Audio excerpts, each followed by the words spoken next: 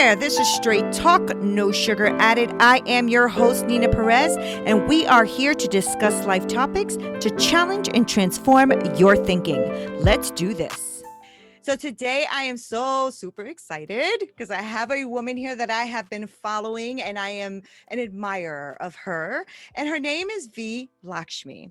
And she is an author and an international award-winning photographer. She was born in India and adopted by a Jewish family and raised here in the US as Rachel Beck. She is the author of Finding Your Way: When Life Changes Your Plans. It is a memoir of adoption, loss of motherhood, and rediscovering home. And I could not put it down. I couldn't put it down. So if you can't tell, look at all these stickers up in here. So, so I thank you so much for being here. Now, do you want to be called V or Rachel? Oh, Rachel's okay. And thanks Okay. for having me, Nina. Thank you. I'm so glad you're here. And I wanted to bring you on here because you have a fascinating story. You have been through quite a bit. And so I want to start off with just you introducing yourself to our viewers, just so they know a little bit about who you are, and then we'll get into the nitty gritty. Okay, my name is Rachel Beck. I use the name V.Lakshmi as a pen name. This is a common question I get, Nina. That was I don't know if you know this, Nina. That was my biological name, and I wanted to honor where I came from. So that's why I use the pen name V.Lakshmi. My story is complicated. It's difficult. Yeah. You, being an orphan, my mom died 2 days after giving birth. I'm looking for a biological father. I was put into the home of the founder of the orphanage while it was being built, and that was in Tamil Nadu in southern India. And my journey started there. And then I was adopted by a white Jewish family, grew up outside Philly. And everything I'm doing, Nina, is to get back to where it came from. That's why Wow. I'm donating part of the proceeds of the book are going back to the orphanage. There's not one day that I don't forget. Yeah. And I've Yeah. been very blessed through my life by, the family, the opportunities. So it's important to me. It's important to me to leave this planet with a footprint of positivity versus negativity. Yeah. For sure. I was reading that, and you were so gracious to your family as well, to your a Jewish family. I mean, you just talked about nothing about you just talked about how much you love them, how much you cared for them, how much they cared for you.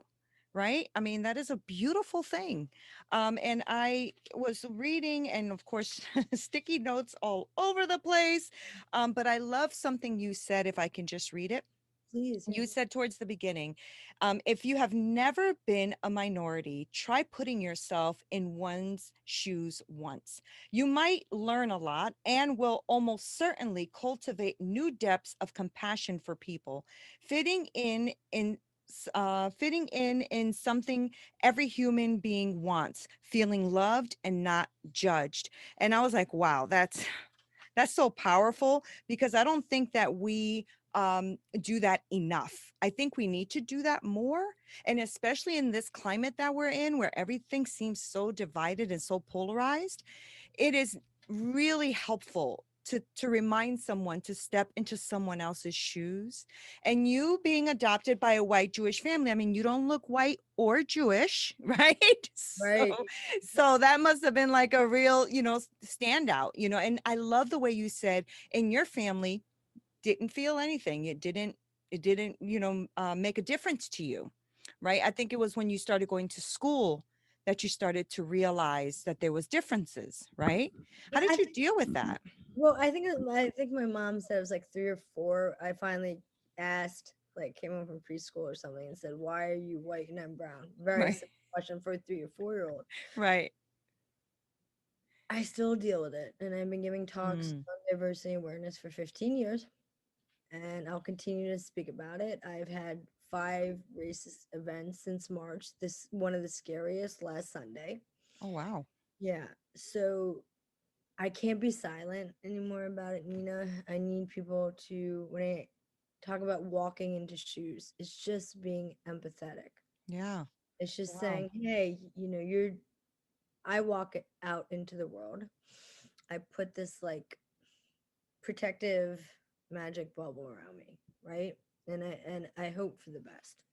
And it doesn't Right. happen. Some days it Yeah. doesn't, and due to the climate of the country, like you're talking about, it's like on the rise. And that's That's why sad. I Yeah. won't sugarcoat it on social media. I'll turn my camera on and say today was a bad day. Mm-hmm. Mm-hmm. I And can't, yeah. Go ahead. I'm sorry. I'm listening. no, I just can't be silent about it anymore. I've had some downright scary experiences. And it's so hard already because there was something else you wrote about too. On top of being adopted, right? And on top of going through those racial events, even up to recently, right? You talked about how even the issues of adoption is something you are already dealing with, right? So you were talking about abandonment issues, separation anxiety, trust issues, need of acceptance, fear of rejection, being able to fully connect with someone. I was reading that and I'm like, wow, that's already a lot. That's already a lot, right? And to bring that, to take that on, and I know this has nothing to do with your family and the way they raised you. It has to do with the fact that we are different, right? That you are different. So you saw it and then you automatically, like, kids can be cruel. Yes, humans. Yeah, humans. So You're right. You're it, right. it, You're my right. my issues with racism, because I went to a Jewish private school, right? So we Mhm. were all Jewish, so that identity, like I was fine, even though I was the only colored person in the school. I felt Right. very safe. It's when I went to public school, right? Public school and then high school. And then I ended up, moving to Florida, went to a very diverse school down there. The identity issues as an adoptee are huge. They're And huge. I've worked with, therapists do some of the things I've had to deal with. And they've all told me it comes down to the very beginning of my life. So you have to think about it, right? So you have no control if your mother dies. Then you have somebody who held on to you for a couple months, but then dropped you off to somebody else. And I'm trying to verify who that was. And I unlock pieces of the story every time I'm there. Stuff that I didn't put in the book, but I'm putting it in the second book. Hmm. So you're passed around, right? So you got one person, then the next person, and then you're adopted. So I had zero control over my life, Right. not whatsoever. But those issues of, I wonder, like, what could I have done wrong? Right. What did I do wrong? And then let me say the positive thing. Adoption is beautiful. It provides a lot of homes for people. And I wanted to write this from an adoptee's perspective because I've studied adoption. I minored in psych, minored in gender, took a whole class on families. And I would read the books, and I still research adoption. When I pick up a book and the book is not written by somebody who's adopted, I've already shut down. Not saying that the research isn't wonderful, not saying that's not a fantastic book. I can't emotionally connect because they haven't walked that path. Right. It's like me talking. Okay, so you're a chef. I'm not a chef, but it's like me here talking about cooking and this and that, and then writing a book on it. And you go, well, she's not even a chef. Right. How could Right. she I get discuss that. it? Mm. Yeah, I think but there's something to be said about the human connection when you've been through something, right? I think people connect with you more, they look at you kind of side-eyed until you say, well, I've been there. And then they're like, oh, like then there's this immediate connection, right? Because in all humanity, right, all humans want to connect in some level, right? And if we keep dividing ourselves, we're not going to find that. I wanted to ask you what you would tell, like, what would you tell an adoptee, somebody who's been adopted, how do you start, how do you get through some of that? Is there something that you suggest or recommend for them to do to kind of just get through that? Yes, a strong support system goes a long way. And I Hmm. credit that, I have 7 best friends, right? And God bless them all. I've grown up with all different stages of my life. My family. My mom made it very clear to me at a very young age, come to me if you have any questions at all. and being behind me. That's a fine line. Yeah. I have friends who adopted that their parents are also supporting them on their journey. And then I have other ones that they're nervous to tell their parents, hey, like, and they've called me, we've talked about it. They have come from orphanages in China or India, and they've said, scared because I don't want to hurt her Yeah. feelings, but I get still that. want to search. So if adoptive parents are creating that open line of communication Yeah. and saying, this is your life, this is your story. My story is different than my parents' story, and they Mm. have always honored that. That's And great. they've never they don't introduce me as their adopted child. I'm Rachel, their child, period, the end. And Right. that's the mistake people are making. Yeah. I had That's to so call, good. yeah, I had to call one of my friends out on it. She like introduced her daughter. This is my adopted daughter. And then when like a day later, I said, why did you do that? She's your daughter. And she said, well, how am I supposed to introduce her? She's your daughter. Yeah. Mm. Yeah. That's so true. I have a stepdaughter, so I'm remarried and I have two stepchildren. And I remembered no one ever knew she wasn't mine, and everybody was like, oh, your daughter, your daughter. And then one day they met her mother and they were like, wait, I'm confused. And it's because I never, ever distinguished the difference. To me, there is no difference. If it's a gift to me to have that little life in front of me, it's a gift, right? That's how I see it. Yeah. And you, And I just want to do it. I like, if yeah. you don't create that, right? Mhm. And you don't create, I just told that divide. I just told my parents actually 2 years ago. I just shared this with them. I told them that for 18 years, I thought they were going to give me away. Oh, Not by anything that I did or they did, but it was always like in my mind. And mm, my parents like, why didn't you say anything to, you're like in your mid 40s now. Why didn't you say, we would have given you the security to know, hey, we're not going to return you. right, right, right. And I said, because it was, I had to go through it. Right. Well, it was what you pointed out in your book, right? That fear of rejection, too. You already went through it as an infant, and you're like, well, if they gave me away as an infant, what are they going to do when I'm 13 and I'm like a raging lunatic, right? Yeah. Because teenagers are not that easy. Yeah, I totally get that. But you've been quite through a lot since the adoption, right? So I was reading your story about your endometriosis. That has been something heavy in your life, right? 20 Yeah, you've been through a lot. And endometriosis is something that happens to a lot of women, and it's hard to deal with if you've never been through it, right? extremely hard. And I got diagnosed in the 90s, right? So the I didn't like, know much. Yeah. right, it's changed so much. But it took me a long time to get diagnosed, to find somebody who actually, now it's like, women can get on, Google, you're talking just 96 I was diagnosed, something like that, year or two.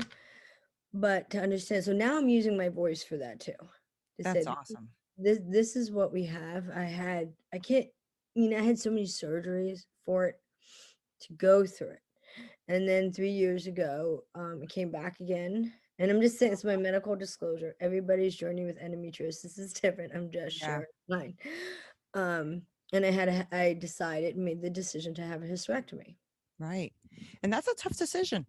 That's a tough decision. Now you have to, you almost have to like find your way through that.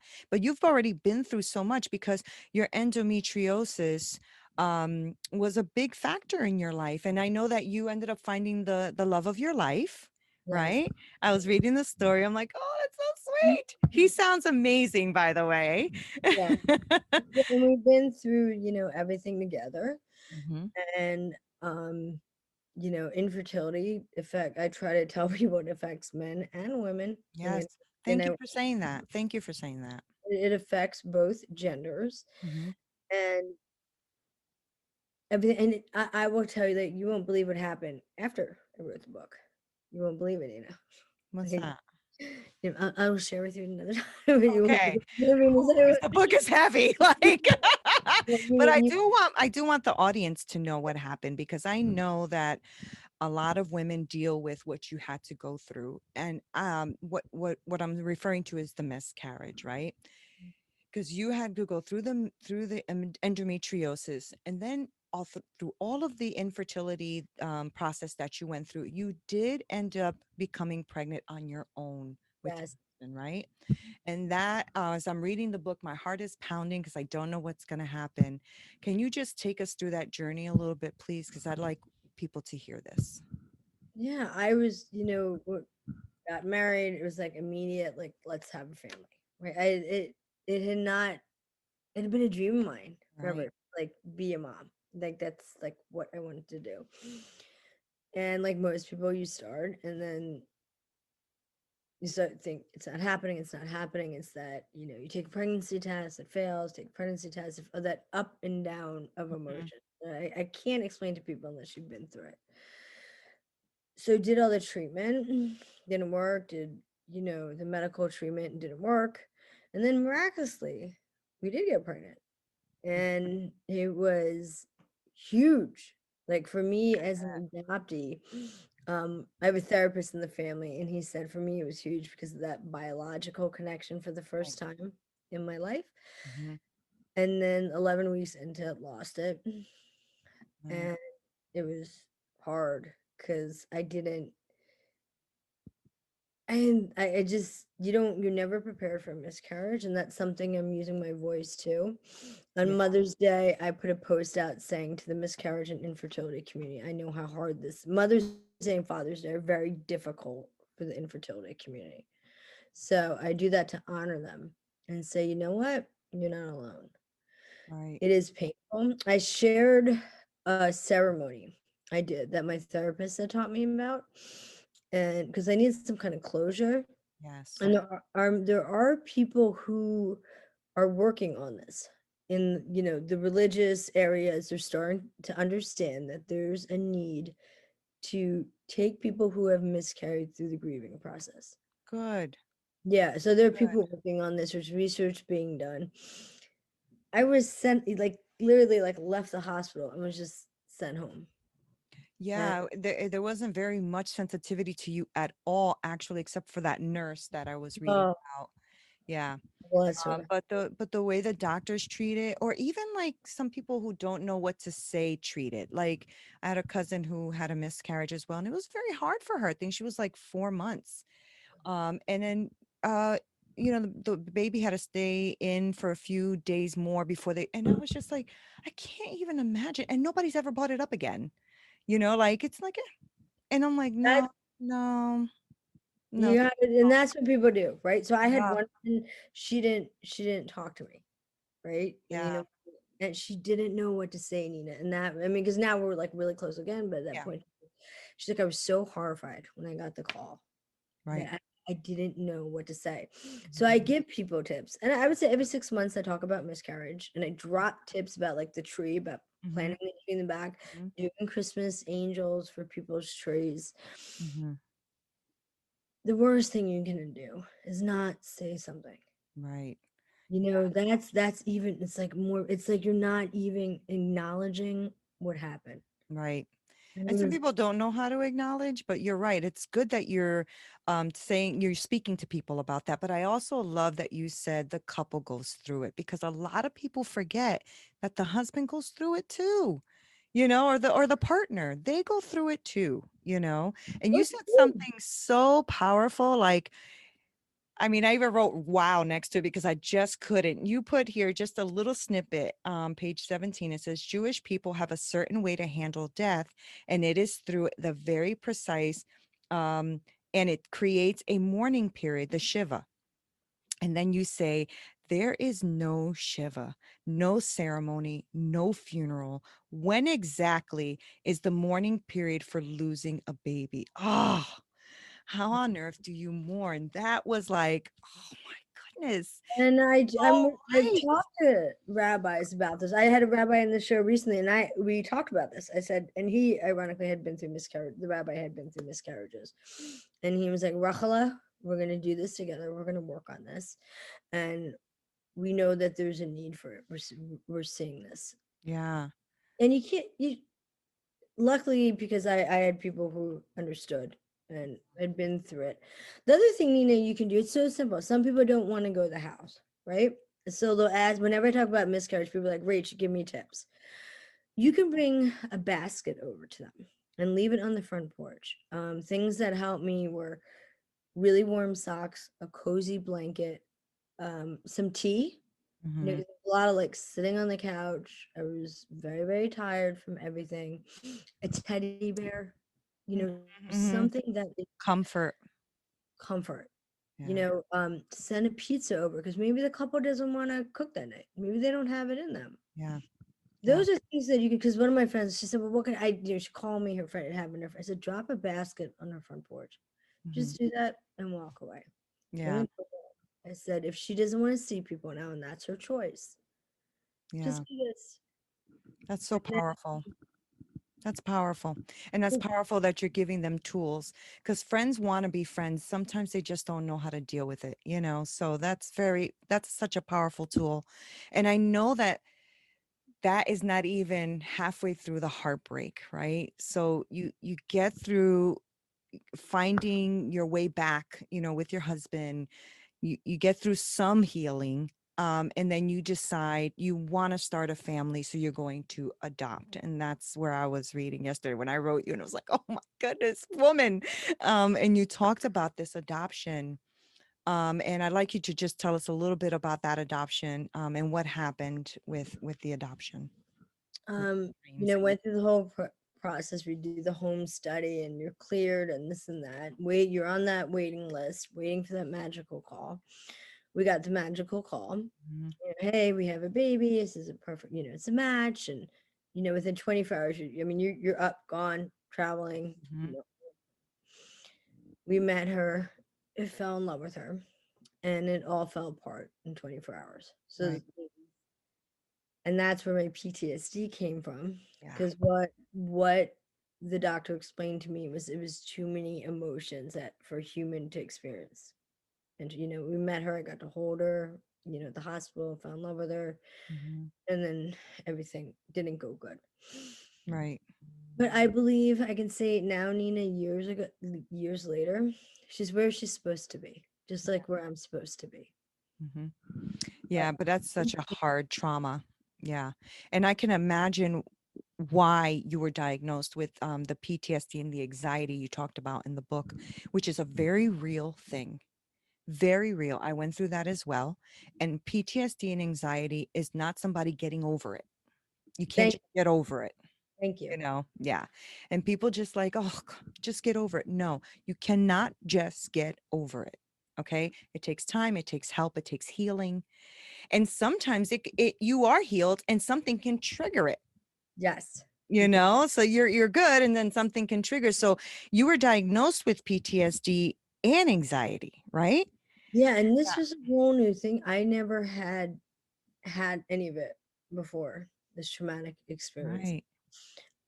Oh, so even that's all new to you. It was all brand new. I didn't have any of this. Wow. So that's another thing I'm using my voice for, is to end the stigmas around mental health. And I will Mhm. continue to use my voice because people say, well, you don't look like you have PTSD. Or What's that how, look like? well, that's why I'm trying to, yeah, that's exactly why I'm trying to say Yeah, this is so good. Mhm. based. And when people say to me, I want to say uneducated comments about PTSD, and they're not therapists, or not psychologists or doctors, I'll say, well, I'm really happy you don't have it. So when Mhm. someone says that to you, Mm. one of my closest friends I do, someone was doing the same thing to her. She has PTSD, and they were saying, get over this and that. I said, you turn around to her and say, I'm really grateful for you that you don't have this. I don't Right, wish this on you. right. That's how I That's handle good. it. That's good. And it's true. You don't want anybody to have that because it's just awful. It's an awful feeling. It's awful, right? But I know that you have gone through. See, I always say through because through to me is so important. That word through means you're getting through, you know? And I know that the PTSD, anxiety, your miscarriage, your mishap with the adoption and all that can really weigh heavy on a human being. And I love, I reached a part of your story where you went back to India Yeah. and you were walking the streets and the woman you were with says you have children, you have a family, because oh, I was boohooing Oh, and I last will night. definitely remind me, and I will find a photo of her and send you, and you could see like the mountain and everything. Oh, And next time I'm there, I'll be doing like films and videos from there. But it changed my life. Like you have to imagine this woman, like she's probably like 5'10", really tall, beautiful Indian woman, right? And she's wearing this gorgeous orange sari, and the mountains are behind her, and the sun's like it was like behind her, like you could see the sun rays. And it was this first morning after I traveled, and she's touring me around, and she says, "Everybody, people, you can't get away from that question. right. You cannot get away from why don't you have children? Why aren't you? You Yeah, just can't, you cannot escape this questions like you can other ones." so true. So when she said to me, "You have all these children, and they will carry you in your heart, and you carry them, and those are the kids I'm fighting for. Right. That's why you see me doing everything I'm doing." Yeah. That was a powerful moment. It was Even huge. even for the reader, like you're a great writer, because I was with you in that moment. And I was also with you in the moment right after that when you went to go visit the girls. So good. Like I wish I was there with you because I wanted to experience that with you. You're a great writer. Thank you. I appreciate that. There was this moment where, as at the orphanage where we're going from, like, I always stay there, and it was a bunch of teenage girls, and we're talking, just being girl stuff. And then the kids had asked me about it, the first trip, not the second trip, but on the first trip. And that's when they said, "Rach, you have us.